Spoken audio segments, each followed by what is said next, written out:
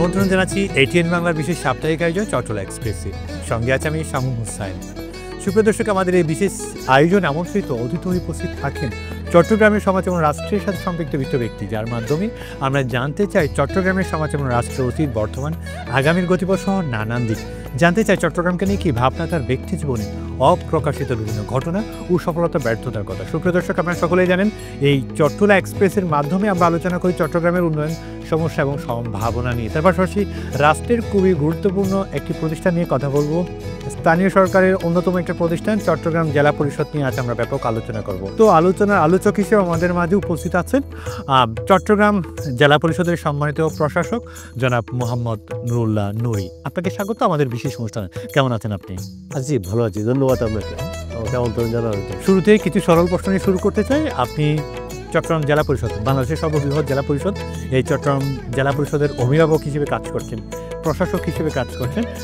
আমি একটু জানতে চাই এই জেলা পরিষদের মূল কাজ কি? আপনার মুখ থেকে আমি জানতে চাই, যদিও বা দর্শকদের উদ্দেশ্যে আমি কিছুটা বলে ফেললাম, বাকিটা আপনার থেকে একটু মূল বিষয়গুলো একটু জানতে চাই। মূল কাজ কি?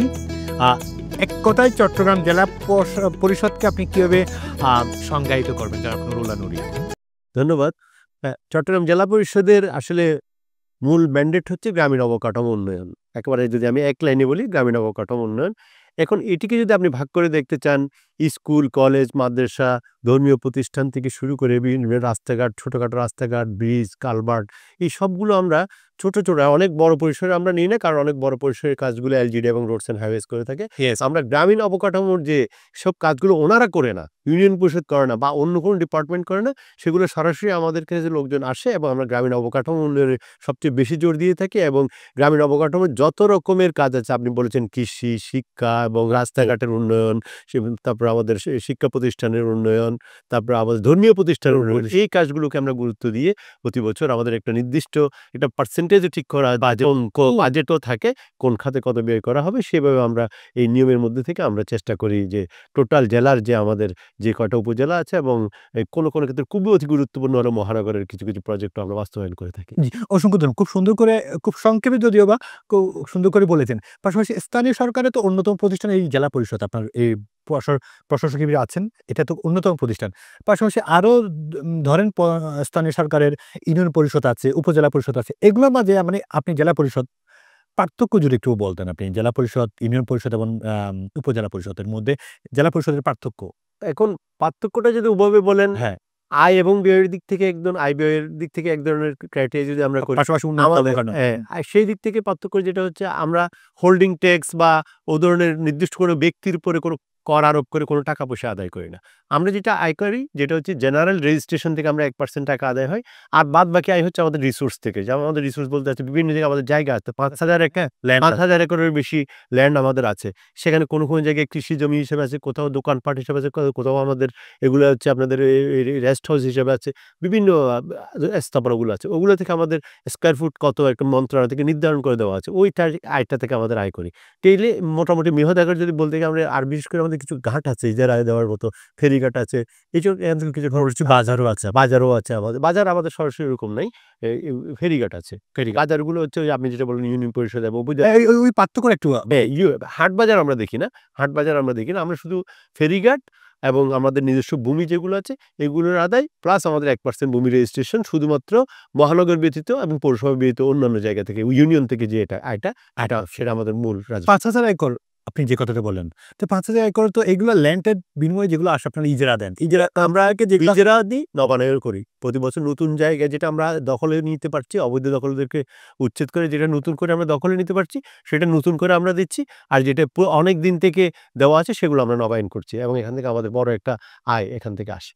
ওই যে আবার একটু আসি যে ইউনিয়ন পরিষদ এবং উপজেলা পরিষদ, এটার মধ্যে আমাদের জেলা পরিষদটাকে আপনি কিভাবে সংজ্ঞায়িত করুন? পাশাপাশি একটু পার্থক্য, সামান্য আকার জুড়ে পার্থক্যটা আপনি বলতেন। ইউনিয়ন পরিষদ যেটি করে তার মধ্যে বেসিক যে কাজটা আমরা করি না, সেটা হচ্ছে বড় পার্থক্য, যেটা ওরা জন্ম নিবন্ধনের একটা বড় পার্ট ওদের কাজের ম্যান্ডেট, বার্থ রেজিস্ট্রেশন, নাগরিকত্ব সনদ দেওয়া, এই জাতীয় বিভিন্ন রকমের সার্টিফিকেট যেগুলো মানুষের পার্সোনাল লাইফের সাথে একেবারে রিলেটেড, এই কাজগুলো জেলা পরিষদ করে, এগুলো জেলা পরিষদের ম্যান্ডেট করে।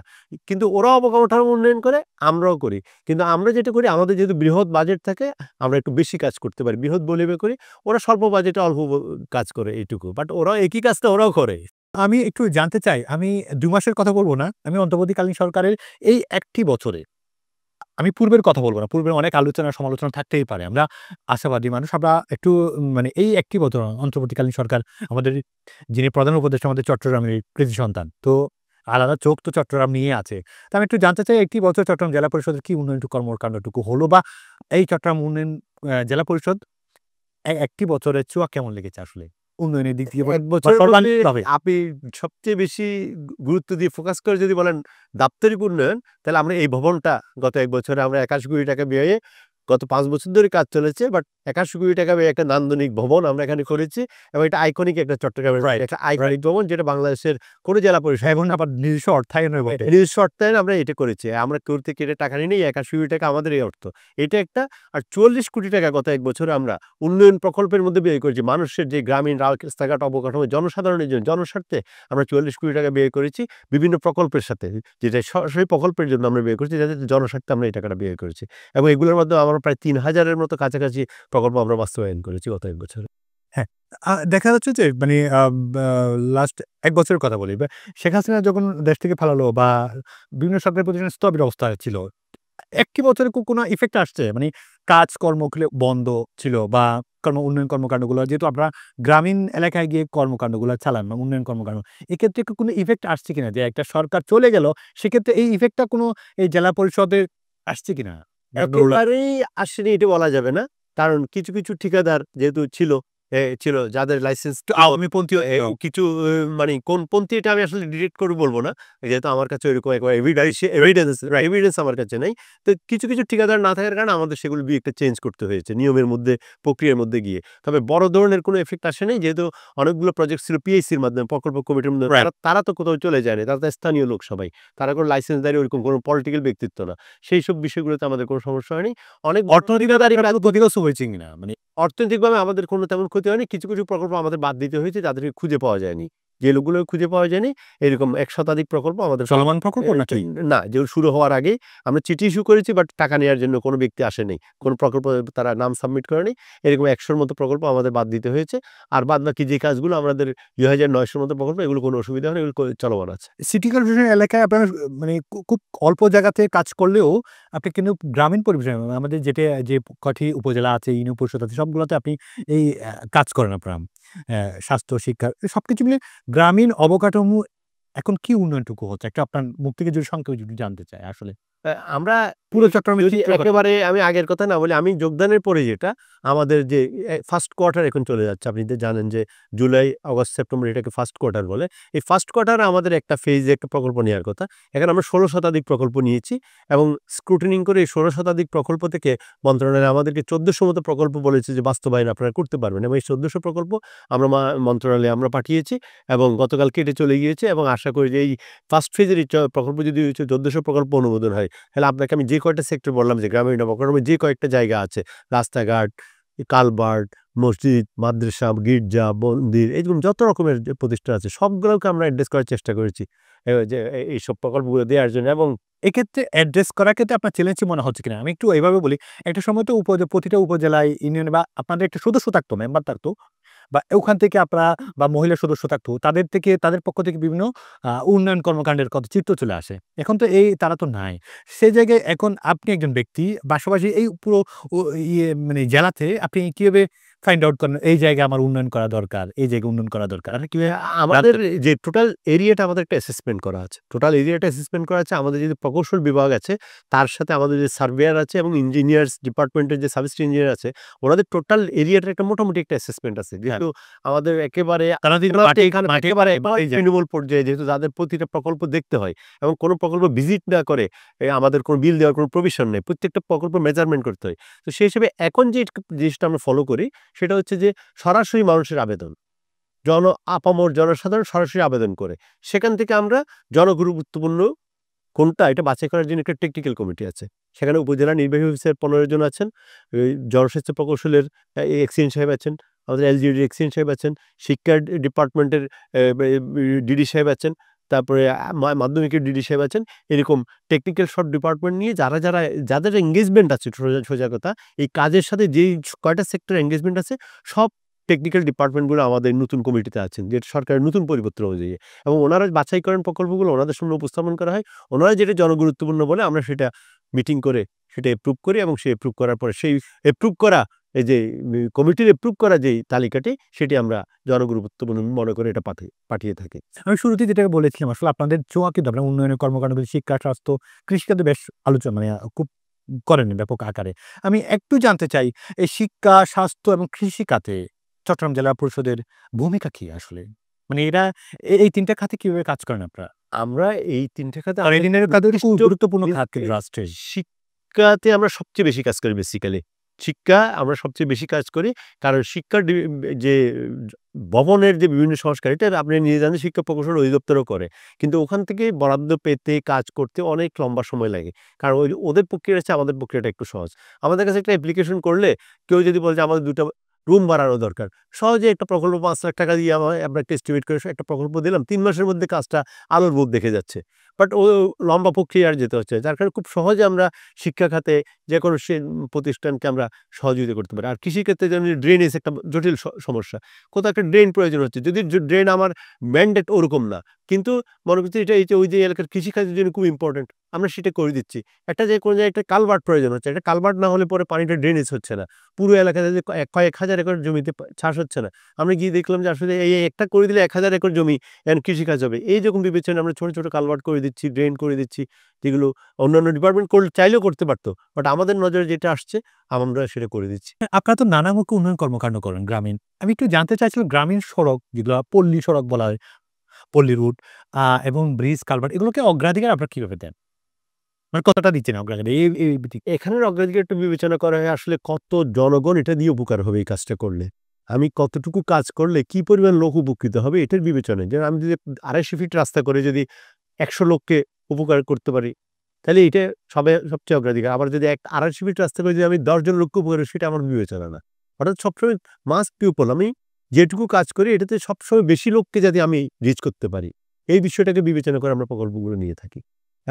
এবং গ্রামীণ সড়কের ক্ষেত্রে আমি তো আগেই বলেছি যে ছোট ছোট রাস্তা যেগুলো আর কেউ করতে পারবে না বা করে না, কেউ এদিকে কেউ মনোযোগ নেই আসলে। এই অবহেলিত লোকগুলো, এই ছোট ছোট এই যে মানে একেবারে প্রান্তিক লোক, যেখানে আপনি এলজিডি পৌঁছাবে না, এলজিডি আসলে অত বড় ছোট কাজ ওদের করার সুযোগও নেই। তো ওরা ওখানে যাওয়ার মতো তাদের আসলে আইডিভুক্ত করারও সুযোগ নেই। তো সেই আইডিভুক্ত যদি না হয়, কোনোদিন সেখানে ইটও বসবে না। তো সেক্ষেত্রে সেই কাজগুলোকে আমরা আরসিসি করে, সিসি করে, ব্রিক সোলিং করে, ফ্ল্যাট সোলিং করে বা এসবিবি করে আমরা মানুষ যাতে নির্বিঘ্নে চলাচল করতে পারে, এই বিষয়টাকে অগ্রাধিকার দিয়ে বেশি মানুষের কাছে যাতে এই উন্নয়নের ইয়াটা যায়। এক্ষেত্রে আপনাদের পরিচয়টা কিন্তু এই ক্ষেত্রেই মানে একজন ডিস্ট্রিক্ট বোর্ড বা জেলা পরিষদ কিন্তু এই কাজগুলোকে খুব প্রাধান্য দেয়। এই কাজগুলোকে খুব মানে ব্রিজ, কালভার্ট বা পল্লী রুট যেগুলোকে বলা হয়। পাশাপাশি আরেকটা গুরুত্বপূর্ণ প্রশ্ন আপনাকে করতে চাই, সেটা হচ্ছে আপনি প্রশাসনিক দায়িত্বে আছেন, প্রশাসক হিসেবে আছেন। আমরা ইতিপূর্বের বিভিন্ন ঘটনা থেকে আমি আপনাকে বলতে চাই, আপনার প্রশাসনটা এবং প্রশাসনিক কার্যক্রমটা কতটা স্বচ্ছ এবং কতটা জবাবদিহিমূলক?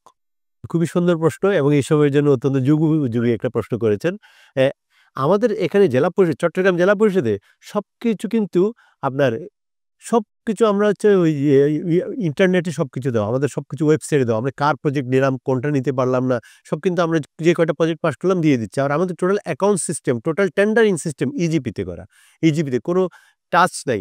আপনি অনলাইনে ঢুকে আপনাকে টেন্ডার করতে হবে, এবং অনলাইনে আপনি জেনে যাবেন যে আপনি কে টেন্ডারটা পেলো। কেউ দেখা হবে না, দেখা হওয়ার সুযোগ নেই। কাজে আমাদের টেন্ডারিং সিস্টেমটাও যেমন ক্লিয়ার, আবার আবেদন যেটা করছে সেখানের মধ্যে আমরা বাছাই করে যে কটা আমরা অ্যাপ্রুভ করছি মিনিস্ট্রি, সেটাও আমরা লোকজনকে জানিয়ে দিচ্ছি, এবং যেটা আবার রেজিস্টার্ড চিঠির মাধ্যমেও তাদেরকে আমরা জানিয়ে দিচ্ছি আপনার এই প্রকল্পটি গৃহীত হয়েছে, এটি ইজিপির মাধ্যমে হবে, অথবা এটা আপনি প্রকল্প কমিটি সাবমিট করুন। এবং ১০০% স্বচ্ছতার মাধ্যমে আমরা এই কাজগুলো করি, এবং এটা দীর্ঘকালের প্র্যাকটিস জেলা পরিষদের, এবং অনলাইনটা হয়েছে বেশ কয়েক বছর হয়ে গেল।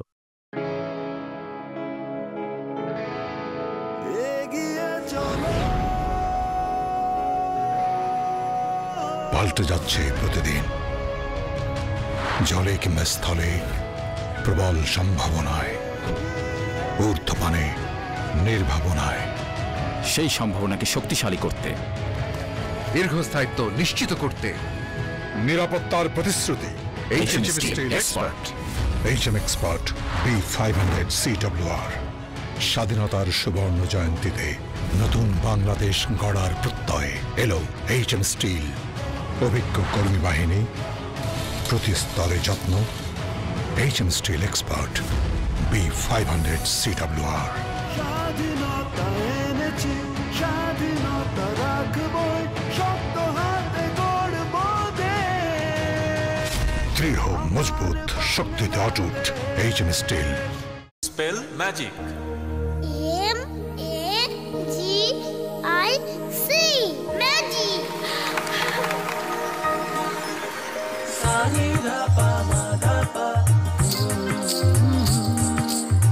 সুস্বাদু পুষ্টিকর কিশোর নুডলস একমাত্র নুডলস যা পরিবারের সুষম খাদ্য নিশ্চিত করে আর নিশ্চিত করে আপনার বেড়ে ওঠা সন্তানের সুন্দর ভবিষ্যৎ।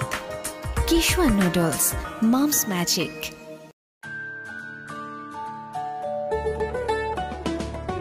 কিশোয়ান পাস্তা, ইয়াম্মি কিশোয়ান পাস্তা, আজ হবে সবার ফেভারিট নাস্তা। কিশোর পাস্তা প্রতিদিন চাই, হেলদি টেস্টি মজা করে খাই। Kishwan pasta macaroni, It's tasty, fantastic and yummy. মায়েদের আস্থা Kishwan pasta. Kishore muffin cake. হইচই মাতামাতি করি সবে কারাকারি, কিশোর মাফিন কেক। উল্লাসে আনন্দে লোকজনে খেলাতে, কিশোর মাফিন কেক। আমি মজা, কেকের রাজা। কিশোর মাফিন কেক, কিশোর মাফিন কেক, খাও মাস্তিতে হারে। কিশোর মাফিন। এগিয়ে চলো, পাল্টে যাচ্ছে প্রতিদিন। জলে কিংবা স্থলে, প্রবল সম্ভাবনায়, ঊর্ধ্বপানে, নির্ভাবনায়। সেই সম্ভাবনাকে শক্তিশালী করতে, দীর্ঘস্থায়িত্ব নিশ্চিত করতে, নিরাপত্তার প্রতিশ্রুতি। HM steel expert. HM expert B500 CWR। স্বাধীনতার সুবর্ণ জয়ন্তীতে নতুন বাংলাদেশ গড়ার প্রত্যয় এলো এইচএম স্টিল। অভিজ্ঞ কর্মী বাহিনী, প্রতি স্তরে যত্ন। HM steel expert B500 CWR। স্বাধীনতা এনেছি, স্বাধীনতা রাখবই, শক্ত হাতে গড়ব দেশ। দৃঢ়, মজবুত, শক্তিতে অটুট। HM steel. Spell magic. MAGIC magic.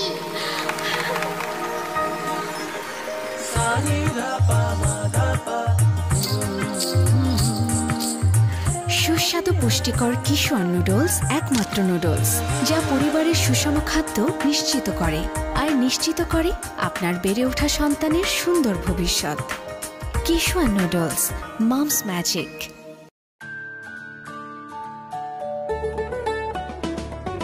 কিশোয়ান pasta, yummy Kishwan pasta, আজ হবে সবার ফেভারিট নাস্তা। কিশোর পাস্তা প্রতিদিন চাই, হেলদি টেস্টি মজা করে খাই। Kishore pasta macaroni, It's tasty, fantastic and yummy. মায়েদের আস্থা Kishwan pasta. Kishore muffin cake. হইচই মাতামাতি করি সবে কারাকারি, কিশোর মাফিন কেক। উল্লাসে আনন্দে লোকজনে খেলাতে, কিশোর মাফিন কেক।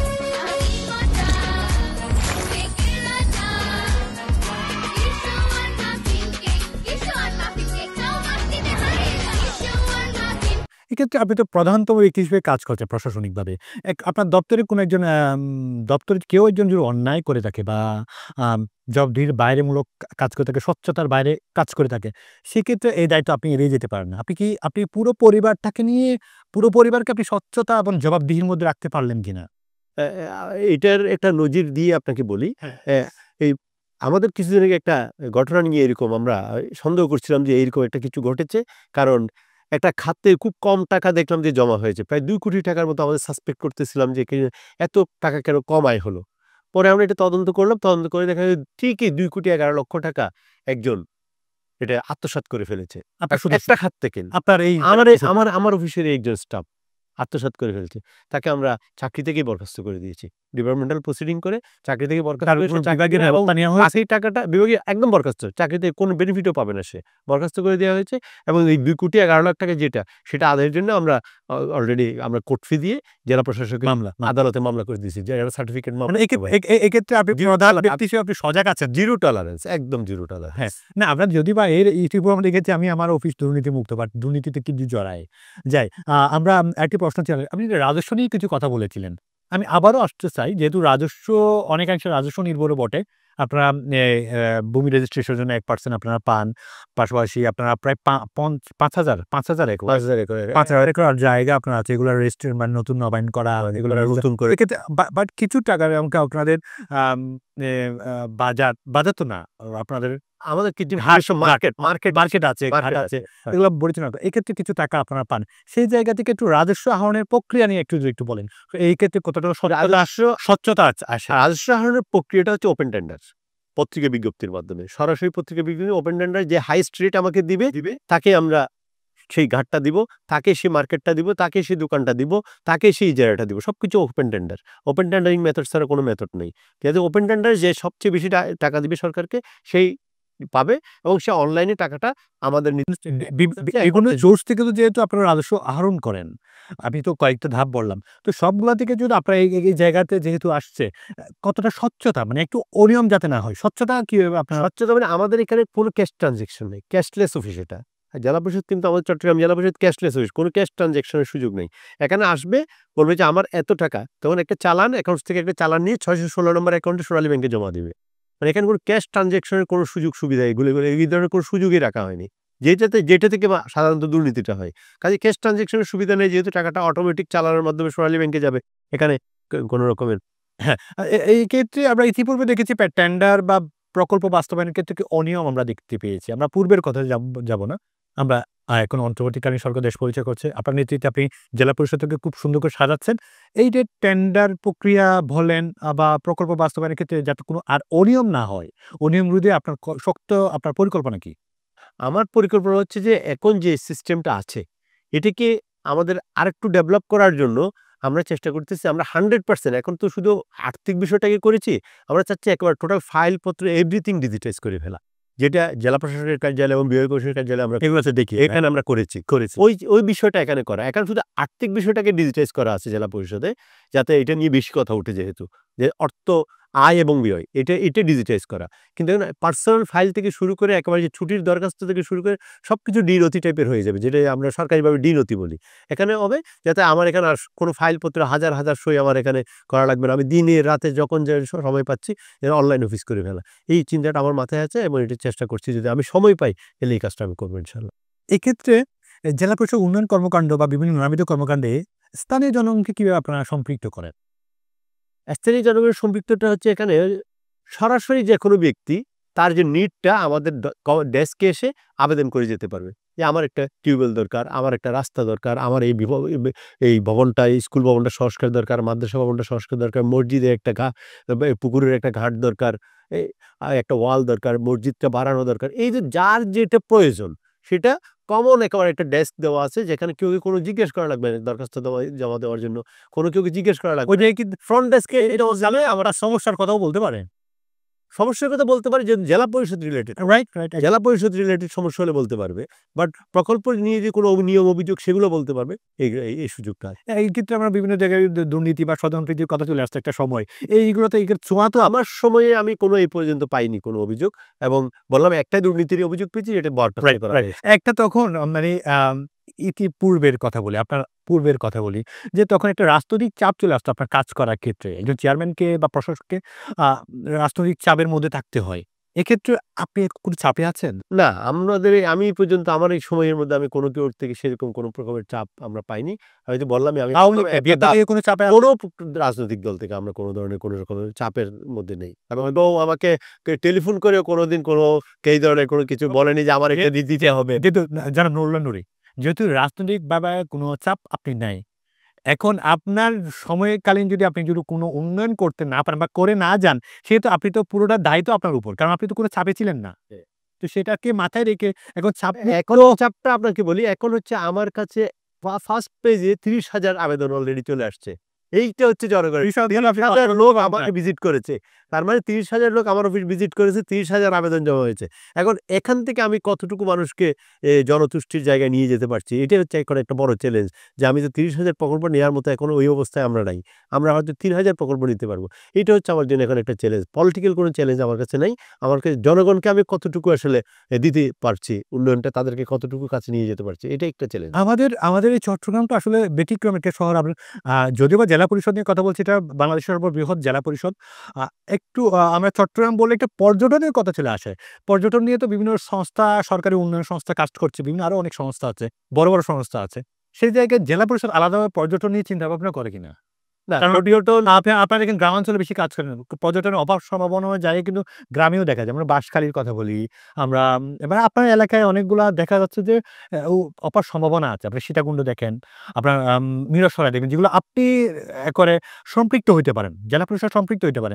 পর্যটন কি চিন্তা ভাবনা করেন? কিন্তু এই ধরনের প্রকল্প আসলে এক্সক্লুসিভ প্রকল্প নিতে হলে এগুলো কিন্তু আমরা স্থানীয় সরকার মন্ত্রণালয় আপনি বলেননি করে ছোটখাটো মানে বলছি, এগুলো আবার যে স্থানীয় সরকার বিভাগ হয়ে কিন্তু ওদের ব্যাটিং করা লাগে। তো যে জন্য আমরা ওই ধরনের কিছুতে হাত দিতে গেলে আবার পর্যটন কর্পোরেশনের সাথে ওভারল্যাপ হচ্ছে কিনা ওটা ব্যাটিং করে আসতে হবে। এই জন্য, যার কারণে আমরা এই ধরনের বিষয়গুলো এখনো এই মুহূর্তে অন্যদের সাথে যেহেতু কনফ্লিক্ট না হয়, এই জন্য আমরা এই ধরনের বিষয়গুলোতে যাচ্ছি না। অসংখ্য ধন্যবাদ। আপনি যে বললেন যে প্রায় অনেক উন্নয়ন কর্মকাণ্ড আপনি গ্রামীণ ক্ষেত্রে করে থাকেন, শিক্ষা, স্বাস্থ্য, কৃষিখাতে করে থাকেন। তো প্রতিনিয়ত তো উন্নয়ন কর্মকাণ্ড চলমান, আপনি যেটা বলতে চাচ্ছেন। তো এই আমরা দেখেছি আসলে কাজের মান নিয়ে আমরা অনেক অনেক প্রশ্ন, আলোচনা, সমালোচনা শুনতে পেয়েছি। আসলে শুধু জেলা পরিষদ না, অন্যান্য সংস্থাতেও আমরা কাজের গুণ নিয়ে, মান নিয়ে আমরা অনেক কথা চলে আসে। সেক্ষেত্রে আপনি আপনার আওতায় যে কাজগুলো আপনি করে থাকেন, এগুলো আসলে গুণগত মান কিভাবে আপনি ভালো করেন? আপনি জানেন যে গুণগত মান দেখার জন্য কিন্তু আমাদের একটা টেকনিক্যাল ডিপার্টমেন্ট আছে, ইঞ্জিনিয়ারিং প্রকৌশল ডিপার্টমেন্ট আছে। প্রকৌশল ডিপার্টমেন্টের ইঞ্জিনিয়ার, আমাদের এক্সিএন থেকে শুরু করে assistant engineer, sub assistant engineer, কার্য সহকারী, মোটামুটি ফুল সেটআপ আমাদের জেলা পরিষদে ফুল সেটআপ আছে, যেটা অন্যান্য অনেক জায়গায় নেই। যেহেতু তা আমাদের পুরোপুরি সেটআপ আছে এবং জনবল একেবারে উপজেলা লেভেলে আমাদের একেবারে কিছু না হোক অন্তত একটা অফিস সহকারী লেভেলের লোক আছে মোটামুটি, যায় যে আমাদের অন্তত ডাক বাংলোগুলো দেখে। আমরা চেষ্টা করি যে অন্তত আমাদের একটা লোক এটা ভিজিট না করা পর্যন্ত আমরা কোনো বিল দিই না। এবং আমাদের নির্দিষ্ট নেম প্লেট একটা ফরম্যাট করা, মিনিস্ট্রির ফরম্যাট করা একটা নেম প্লেট আছে। আমরা কাজের মান সঠিকভাবে যাচাই করে একেবারে আমাদের প্রজেক্টের নিশ্চিত হয়ে নাম ফলক লাগিয়ে একেবারে কাজ পুরোপুরি যাচাই করে যতটুকু সম্ভব তত ক্লিয়ার না হবে আমরা কোনো টাকা পয়সা ছাড় করি না। এবং এটা যতটুকু সম্ভব, মানুষের পক্ষে ভুল হতে পারে, এটা হচ্ছে হিউম্যান এরর, বাট আমরা ইথিক্যালি চেষ্টা করি যে মানে এই ধরনের কোনো কিছু আপনি একটু আগে বলেন যে স্বচ্ছতা, জবাবদিহিতা আনার জন্য আপনি প্রায় সবকিছু অনলাইন ভিত্তিক। আমি আবারও একটু ওই প্রশ্নটা আনতে চাই, এই যে জেলা পরিষদের উন্নয়ন কর্মকাণ্ড বা আপনাদের কর্মকাণ্ড, রাজস্ব আহরণ থেকে শুরু করে সবগুলোকে প্রযুক্তির ব্যবহার কিভাবে নিয়ে আসেন? এখন তো আপনারা জানেন যে প্রযুক্তিটা আসলে ব্যবহার করছি বলেই কিন্তু আমরা বলতে পারছি যে এটার বিষয়টা ট্রান্সপারেন্ট। যেহেতু আমাদের টেকনিক্যাল ডিপার্টমেন্ট আছে এবং ওরা প্রতিদিন অ্যাকাউন্টস ডিপার্টমেন্ট, আমাদের ইঞ্জিনিয়ারিং ডিপার্টমেন্ট, ওরা প্রতিদিন চাচ্ছে ওদের বিষয়গুলো আরও ডেভেলপ করার জন্য। এবং আমরা প্রযুক্তির ব্যবহারের মাধ্যমে আসলে চেষ্টা করছি যে আমাদের নিজেদেরকে প্রতিনিয়ত আপগ্রেড করার জন্য, এবং প্রতিনিয়ত আপগ্রেড করার জন্য আরও ট্রান্সপারেন্ট করার সুযোগ আছে আরও। এবং ট্রান্সপারেন্সির আসলে এটা হচ্ছে আপেক্ষিক বিষয়, শেষ নাই, এটা দিন ডেভেলপ করতে হবে। আর আমরা এখানে আসলে এটা বলে একেবারে 100% করে ফেললাম এরকম না, আরও অনেক কিছু করার আছে এবং এটা আরও উন্নয়ন করার সুযোগ আছে এবং করতে হবে। গ্রামীণ অবকাঠামো বা উন্নয়নে বা নারীদেরকে বা যুবকদেরকে আপনি কিভাবে সম্পৃক্ত করেন আপনারা? নারী এবং যুবকদের জন্য আসলে বিশেষ করে আমাদের কিছু এইভাবে না, নারী এবং যুবকদের জন্য আমাদের ট্রেনিং প্রোগ্রাম আছে। আমরা নারীদের জন্য আলাদা প্রশিক্ষণ প্রোগ্রাম আছে, সেই প্রশিক্ষণ প্রোগ্রামের মাধ্যমে তাদেরকে আমি দক্ষতা উন্নয়নে আমরা কাজ করি। যুবকদের জন্য আমাদের কিছু প্রশিক্ষণ আছে, এই প্রশিক্ষণের মধ্যে আমি করি, কিন্তু তাদের জন্য আমি ভিন্ন প্রকল্প নিই না। তাদের জন্য প্রশিক্ষিত বিভিন্ন ট্রেক, অল্প কয়েকটা ট্রেন আছে, সেগুলো প্রশিক্ষণের মাধ্যমে তাদের জন্য আমরা কিছু অবদান রাখার চেষ্টা করি। এই যে কাজের সীমারেখার মধ্যে আপনারা কিছু কাজ সিটি কর্পোরেশন এলাকায় করে থাকেন, তো সেই ক্ষেত্রে সিটি কর্পোরেশন এবং আপনাদের এই সমন্বয়ে আপনারা কিভাবে উন্নয়ন কর্মকাণ্ড সিটি কর্পোরেশন আমরা খুব স্বল্প পরিমাণ, খুবই আমাদের করার কোনো ম্যান্ডেট নাই, খুবই স্বল্প এটাও পরিমাণ। কি অতীব বহুমূল্যকরী হোক? অতীব গুরুত্বপূর্ণ যেটা আমরা স্পট ভিজিট করে একেবারে স্পট ভিজিট করে যে দেখা যাচ্ছে যে যেটা আসলে সিটি কর্পোরেশন হয়তো কয়েকবার আবেদন করছে, সিটি কর্পোরেশন নিচ্ছে না, সেই ক্ষেত্রে আদারওয়াইজ আমরা সিটি কর্পোরেশনে আসলে কাজ করি না, খুবই জনগুরুত্বপূর্ণ না হলে ইমিডিয়েট কোনো যদি রেমেডি দিতে হয় সেগুলো করি, আদারওয়াইজ আমরা আরেকটি গুরুত্বপূর্ণ প্রশ্ন চলে আসে যে আসলে আপনাদের বিশাল প্রতিষ্ঠান বা আপনারা বিশাল এলাকা জুড়ে আপনার কাজ করেন, প্রায় ৫,০০০ একর, এসব কিন্তু আপনাদের বাৎসরিক বাজেট খুবই কম থাকে প্রতি বছর। আমাদের বাৎসরিক বাজেট এইবার মোটামুটি ভালোই আছে, আমাদের ৩০০ সামনে থেকে এটা আপনারা চিন্তা ভাবনা নিয়ে আসবেন কিনা? আমাদের বাজেট ছিল একসময় মাত্র ১৬ কোটি টাকা ২০০৬ সালে, একটা সময় ১৬ কোটি টাকা, যেটা আমরা এখন ৩৪০ কোটি থেকে ৩৪১ কোটি টাকাতে নিয়ে এসেছি। তো এটা আপনি ১৩ থেকে ১৪ গুণ বেড়েছে, আপনি দেখছেন যে বিষয়টা। তো এগুলো যদি আসলে কেউ যদি মনোযোগ দিয়ে এখানে কাজ করে, এটা উন্নয়নের চেষ্টা করে, এটাতে আমরা ৩৪০ এনেছি, এটা আর কয়েক বছর আপনি এখন তো রেগুলার উন্নয়ন কর্মকাণ্ডগুলো আপনার নিজের অর্থায়ন করে থাকেন, এক্ষেত্রে আপনার কি মনে হয় না সরকার এই জায়গায় একটু সুদৃষ্টি দেওয়া উচিত? সরকার আসলে সুদৃষ্টি আছে, আমরা যেহেতু স্বনির্ভর হয়ে গিয়েছি যে না আমাদেরকে একটু বাজেট কম দিচ্ছে, ৫ কোটি ৬ কোটি বছরে এইরকম দিচ্ছে, আর যারা একটু পিছিয়ে আছে তাদেরকে সরকার বাজেট একটু বেড়ে গেলে তো আপনি কাজ করতে পারছেন, আপনি আরো ভালো আমরা যেহেতু স্বনির্ভর, আমার দিকে আসলে আমি যেহেতু হাঁটতে পারি, আমাকে আর হাঁটার চেষ্টা করবে না সরকার, আমাকে হাঁটার চেষ্টা করবে না, আমাকে দিচ্ছে বছরে ৪-৫ কোটি ৬ কোটি টাকা, ওইটাই নিও যে হাঁটা মানে সাপোর্ট দরকার নেই, হাঁটবেন কিনা ওটাই বড় প্রশ্ন। এখন আমরা যেহেতু নিজের দিন দিন উন্নতি করছি এবং আমাদের বাজেট প্রতি বছরই বাড়ছে, আমাদের উন্নয়ন আয়ও বাড়ছে, ব্যয়ও বাড়ছে, দুইটাই ভালো দিক, আয় বাড়া এবং ব্যয় বাড়া দুইটা কিন্তু রাষ্ট্রের জন্যও ভালো, রাষ্ট্রীয় দিক থেকেও ভালো, প্রতিষ্ঠানের জন্য ভালো, রাষ্ট্রেরও যেমন দিন দিন আপনি দেখছেন যে বাজেট বাড়ছে, ব্যয় বাড়ছে, একই ট্রেন্ড আমার জেলা পরিষদ। আপনি দায়িত্ব নিয়েছেন এই চট্টগ্রাম জেলা পরিষদ সাজানোর জন্য এবং বিভিন্ন সংস্কার আপনি করছেন আপনার হাত ধরে। আমি একটু সর্বশেষ জানতে, আপনি আবার চট্টগ্রামের কৃতি সন্তানও বটে, আপনি দিন শেষে এই সেবা উপকার ভুগিও কিন্তু আপনি একজন, সেই তুলনায় আপনি একটু বলতে মানে আপনার সময়ে আপনি এই চট্টগ্রাম জেলা পরিষদকে আপনি কেমনতর জেলা পরিষদ হিসেবে দেখে যেতে চান জনাব নুরুল্লাহ নুরী? সর্বশেষ প্রশ্ন। একেবারে আমার সবচেয়ে মনে হচ্ছে যে আপনি আমার যেই বিষয়টা আমি মনে করছিলাম সেই প্রশ্নটাই করেছেন, ধন্যবাদ আপনাকে আরেকবার। আমি আসলে চট্টগ্রামের সন্তান, যেহেতু এখানে এই পথটাতে আপনারা জানেন যে সবসময় রাজনৈতিক সরকার হলে এখানে চট্টগ্রামের মানুষই কাজ করতো, তো যেহেতু আমি চট্টগ্রামের মানুষ হিসেবে এই পথটাতে বসেছি, আমি এই জিনিসটাকে নিজ থেকে ওন করছি যে আসলে আমি তো এই ১৫টা উপজেলার মানুষের উন্নয়নের যদি একটা ম্যান্ডেট এখানে এই পদের কারণে আমি পেয়েছি, এটা আমার জন্য একটা সুন্দর সুখবরও বটে। তো সেই সুযোগটাকে কাজে লাগিয়ে আমি চাচ্ছি যে এখানকার যে পিছিয়ে পড়া জনগোষ্ঠী যাদের আসলে প্রয়োজন, খুবই প্রয়োজন, তাদের বিষয়টাকে অ্যাড্রেস করে তাদেরকে অন্তত কিছুটা উপকার তাদের জন্য যদি করে যেতে পারি, এটাই আমার জন্য সফলতা আমি মনে করব। হ্যাঁ, এটাকে আপনি ওই যে প্রধান উপদেষ্টার মতে এটাকে সুযোগ মনে করছেন কিনা আপনার? আসলে এটা একটা দায়িত্ব না, এটা সুযোগ, এই সুযোগ আপনি কাজে লাগাতে চান। সেই সুযোগটাই আসলে কাজে লাগাচ্ছি, আমি সেই কথাটাই বলতে চাচ্ছি, এটাই আমার সুযোগ, কারণ এই সুযোগ আরেকবার আসার সুযোগ নেই, এই পদে আমার আরেকবার দ্বিতীয়বার এখানে আসার আর সুযোগ নেই, আমার এই লাইফ টাইমের মধ্যে আর আসার করে এই সুযোগ নেই, কাজেই এইটা একবারেই সুযোগ এবং এইবারেই শেষ সুযোগ। এই জন্য আমি চেষ্টা করবো যে না, আমার এই চট্টগ্রামের মানুষ যেন কিছুটা। অসংখ্য ধন্যবাদ জনাব নুরুল। আপনার স্বল্পমেয়াদী দীর্ঘমেয়াদী যেসব প্রকল্প আপনি হাতে নিয়েছেন এগুলা সুন্দরভাবে সম্পাদন করবেন সেটা আমরা প্রত্যাশা করি, এবং একটা সুন্দর একটা জেলা পরিষদ হোক, তো আপনাদের নিজস্ব ভবন এবং আপনারা একটু সচ্ছলতার দিকে যাচ্ছেন প্রতিনিয়ত, এবং বাজেটও সামনে বাড়বে এই জন্য প্রত্যাশা রাখি। আমরা জানি প্রতিনিয়ত আপনি নিজেকে খুব ব্যস্ত রাখেন, এই জেলা পরিষদটাকে আরও উন্নতর পর্যায়ে নিয়ে যাওয়ার জন্য খুবই ব্যস্ত রাখেন, নিজেকে খুব ব্যস্ত রাখেন। সেই ব্যস্তম সময় থেকে টেন বাংলাকে সময় দিয়েছেন, এই টেন বাংলার পরিবারের পক্ষ থেকে আপনাকে অসংখ্য ধন্যবাদ। আপনাকেও অনেক ধন্যবাদ। সুপ্রদর্শক, আপনারা সকলে জানেন এই চট্টগ্রাম এক্সপ্রেসের মাধ্যমে আমরা আলোচনা করি চট্টগ্রাম উন্নয়ন সমস্যা এবং সম্ভাবনা নিয়ে। তার পাশাপাশি রাষ্ট্রের খুবই গুরুত্বপূর্ণ একটি কাজ এবং স্থানীয় সরকারের অন্যতম প্রতিষ্ঠান চট্টগ্রাম জেলা পরিষদ। আসলে বাংলাদেশের সবচেয়ে বড় এই জেলা পরিষদ আছে, তা নিয়ে আজ আমরা কথা বলেছি, এবং তাদের কর্মকাণ্ড, তাদের সমালোচনা, তাদের আলোচনা, তাদের পরিকল্পনা এবং তারা যে কী কাজটুকু করে প্রতিনিয়ত, তা নিয়ে আজ আমরা ব্যাপক আলোচনা করেছি। আগামী পর্বতে একবার আমন্ত্রণ জানিয়ে শেষ করছি আপনাদের সকলের প্রিয় অনুষ্ঠান চট্টগ্রাম এক্সপ্রেস। সে পর্যন্ত ভালো থাকুন, সুস্থ থাকুন, আল্লাহ হাফেজ।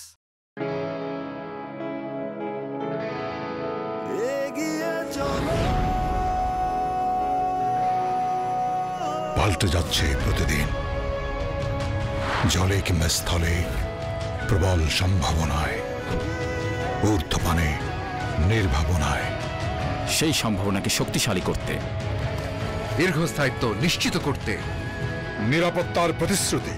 HM Steel Expert। HM Expert B500 CWR।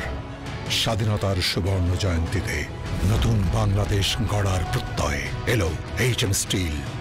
অভিজ্ঞ কর্মী বাহিনী, প্রতি স্তরে যত্ন। HM Steel Expert B500 CWR।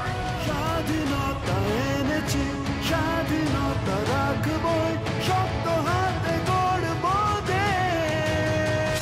দৃঢ় মজবুত শক্তিতে অটুট HM steel. Spell magic. MAGIC magic.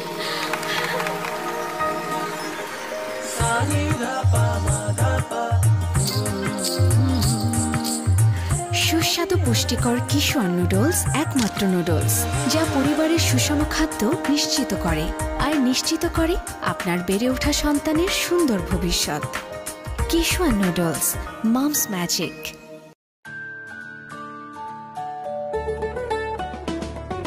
Kishwan pasta, yummy Kishwan pasta, আজ হবে সবার ফেভারিট নাস্তা।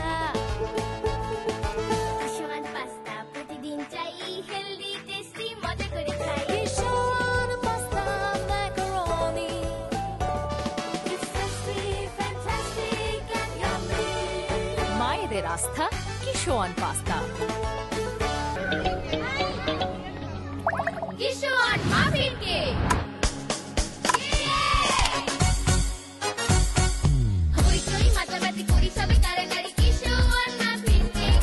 উল্লাসে আনন্দে লুকোচুরি খেলাতে কিশোয়ান মাফিন কেক।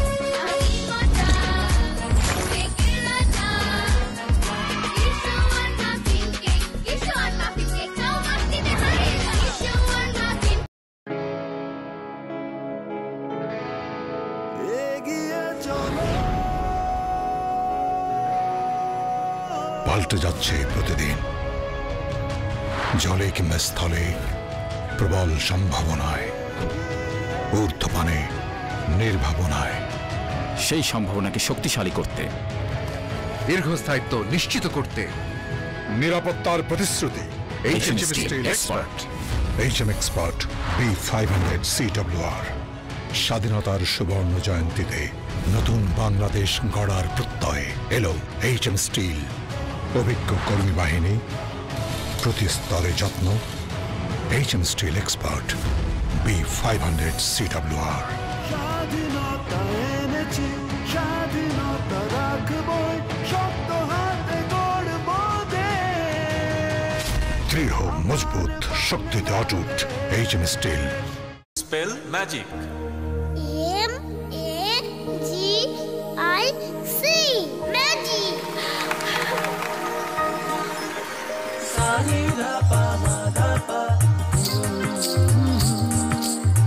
সুস্বাদু পুষ্টিকর কিশোর নুডলস একমাত্র নুডলস যা পরিবারের সুষম খাদ্য নিশ্চিত করে আর নিশ্চিত করে আপনার বেড়ে ওঠা সন্তানের সুন্দর ভবিষ্যৎ।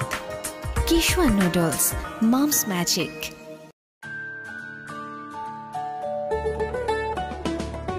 কিশোয়ান পাস্তা, ইয়াম্মি কিশোয়ান পাস্তা, আজ হবে সবার ফেভারিট নাস্তা। কিশোয়ান পাস্তা প্রতিদিন চাই, হেলদি টেস্টি মজা করে খাই। Kishwan pasta macaroni, It's tasty, fantastic and yummy. মায়েদের আস্থা কিশোয়ান পাস্তা।